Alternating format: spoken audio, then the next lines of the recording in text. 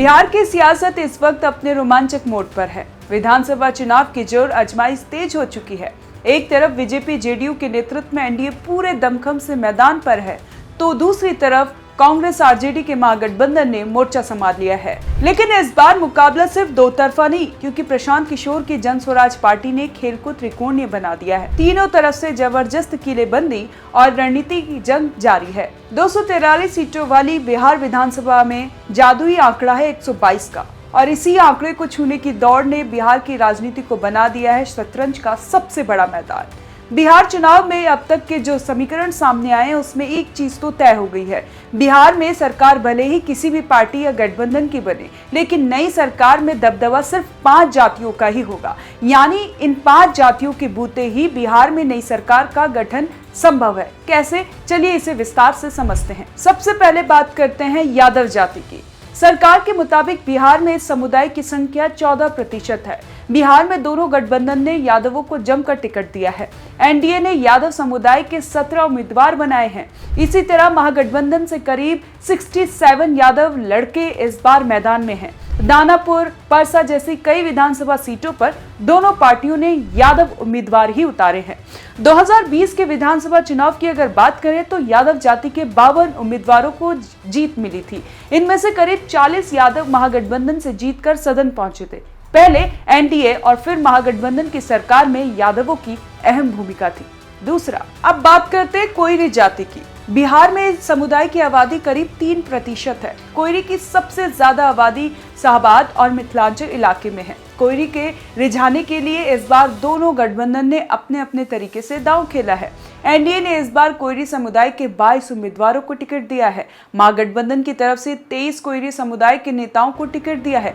अकेले आरजेडी ने कोयरी समुदाय के 13 नेताओं को टिकट दिया। दोनों गठबंधन की तरफ से तकरीबन 10% टिकट कोयरी समुदाय को दिया गया है। पिछले चुनाव में कोयरी समुदाय के 16 विधायक चुनकर विधानसभा पहुंचे थे। राजपूत जाति। बिहार जातिगत संरक्षण की माने तो राजपूत समुदाय की आबादी 2% है, लेकिन दोनों गठबंधन में टिकट लेने में राजपूत बिरादरी ने इस बार बाजी मार ली है। इस चुनाव में एनडीए ने 37 तो महागठबंधन ने 12 राजपूत उम्मीदवारों को मैदान पर उतारा है।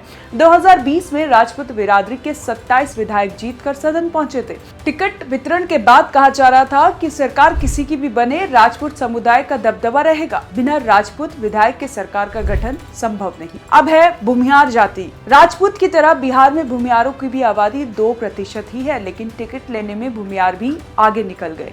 एनडीए गठबंधन ने इस बार 32 तो महागठबंधन ने 15 भूमिहारों को मैदान में उतारा है। मोकामा जैसी कई सीटों पर दोनों गठबंधनों की तरफ से भूमिहार ही आमने सामने की लड़ाई लड़ रहे हैं। 2020 के विधानसभा चुनाव में भूमिहार समुदाय के 20 नेता जीतकर सदन पहुंचे थे। यहाँ कुल सीटों का करीब 10% है। ऐसे में इस बार भी अगर 20 या उससे ज्यादा भूमिहार जीतकर सदन पहुंचते हैं तो सरकार में इस जाति का दबदबा रहेगा। 5वां है मुसलमान। बिहार में मुसलमानों की आबादी करीब 17% है। सरकार बनाने में इस समुदाय का अहम रोल रहा है। इस बार दोनों गठबंधन ने मुसलमानों को जमकर टिकट दिया है। कई जगहों पर छोटी पार्टियों के भी कई मुस्लिम कैंडिडेट मजबूत स्थिति में हैं। एनडीए ने इस बार 5 तो महागठबंधन ने 29 मुसलमानों को टिकट दिया है।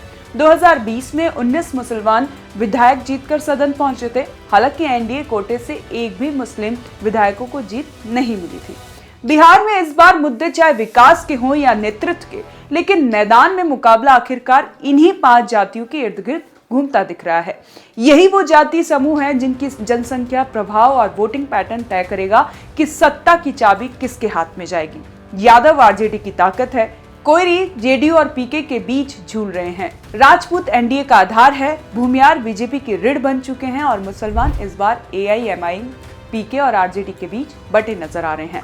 यानी साफ है, बिहार की राजनीति की हर चाल अब इन्हीं 5 जातियों के पास टिकी है।